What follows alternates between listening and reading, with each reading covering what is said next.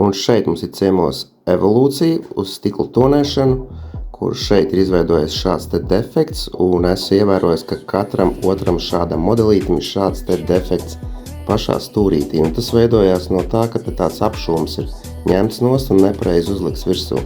Tad viņš tur braucot trinās, kamēr uztrina to plēvi augšā. Šāds te viss jānovērš, tad viss jāplēš nost automātiski.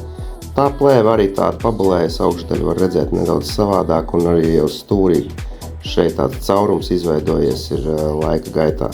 Tā kā šis viss jāplēš nost, un labā ziņa ir, ka sildelementi šai mašīnai palika veseli dzīvi, te var redzēt, jo pie vecās plēves noņemšanas vienmēr 50% gadījumu pastāv iespējamība, ka viņi nestrādās, bet šoreiz viss ir ok, viss ir sanācis perfekti.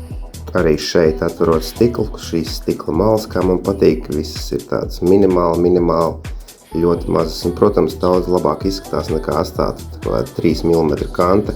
Protams, ka viņi ir paslēpusies, bet, es zinu, ka tur ir viss kārtībā. Šāds kopskats ir, tas būtu tāds pareizs tonējums, ļoti labi viss ir sanācis. Šī te vieta vairāk nekad nenāks vaļā, jo tur visu pareizi salika atpakaļ.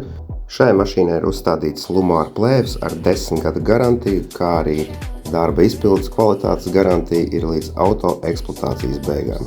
Un, protams, varu novēlēt tikai klientam, lai labi kalpo tonējums.